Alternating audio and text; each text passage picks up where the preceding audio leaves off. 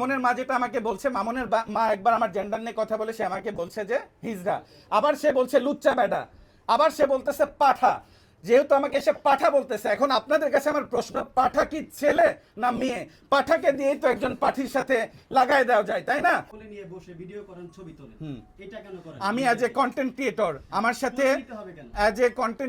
আমার সাথে বিভিন্ন স্ক্রিপ্ট পারপাসে অনেকেই ভিডিও করতে পারে। যেহেতু আমরা লিপসিং ভিডিও করি, সেক্ষেত্রে অনেক কাপল ভিডিওতে আমাকে কোলেও নিতে হয়, ধরতে হয়, অনেক কিছু হয়। দ্যাটস ওয়াই মেয়েরা আমার কাছে আসে। ইটস নট অ্যাবাউট যদি আপনারা এটাকে কোনো আমার বিরুদ্ধে এলিগেশন দাঁড় করান যে আমি কোনো অনৈতিক কাজ করছি, তাহলে তো মামুনের মতো সেই মেয়েগুলো আমাকে নিয়েও প্রেস কনফারেন্স করতো, বা সেই মেয়েদের অভিযোগ থাকতো আমি তাদেরকে কোনো ব্যাড টাচ করেছি বা তাদের সাথে শারীরিক সম্পর্ক করেছি, তারা তো আমাকে অবশ্যই জানাইতো, তাই না? সো এটা জানাইলে অবশ্যই পাবলিশ হয়েছে এবং আমার চরিত্র নিয়ে কথা হচ্ছে।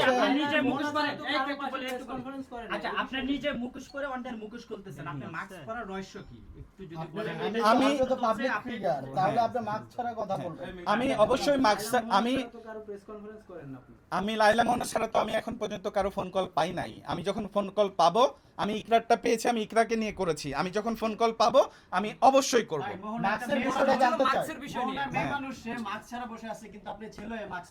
আমার এটা মাস্ককে আমি একটা কাইন্ড অফ আমার প্যাশন এবং এটাকে আমি ভাইবস হিসাবে নিয়েছি। করোনাকালীন সময়ের 2 বছর আগে থেকে আমি মাস্ক পরি, বাট মাস্ক ছাড়াও আমার অনেক ভিডিও সোশ্যাল মিডিয়াতে আছে, আপনারা সার্চ করলে দেখতে পারবেন। মাস্ক যে পরে সে যদি মুখোশধারী শয়তান হয়, আসল মুখোশধারী শয়তান তো সে যে নারীদেরকে টাকার জন্য শারীরিকভাবে নির্যাতন করে, মানে শরীরে রক্তাক্ত করে দেয়। তাইলে আমি মাস্ক পরে তো কোনো মেয়েকে রক্তাক্ত করি নাই। আপনারা কি দেখেছেন? দেখেন নাই তো। আমি মাস্ক পরে নিশ্চয়ই ভালো আছি।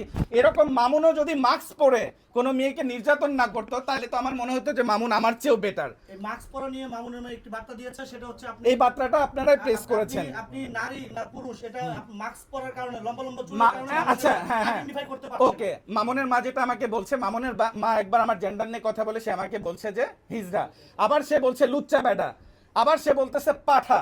যেহেতু আমাকে সে পাঠা বলতেছে, এখন আপনাদের কাছে আমার প্রশ্ন, পাঠা কি ছেলে না মেয়ে? পাঠাকে দিয়েই তো একজন পাঠির সাথে লাগাই দেওয়া যায়, তাই না? সো তাইলে আমাকে যেহেতু সে নিজের মুখে পাঠাই বলছে, সে তো নিজেই প্রুভ করে দিচ্ছে যে আমি একজন ছেলে মানুষ। আর আমি একজন ছেলে মানুষ না হলে আমার মেয়ে কোথা থেকে থাকে?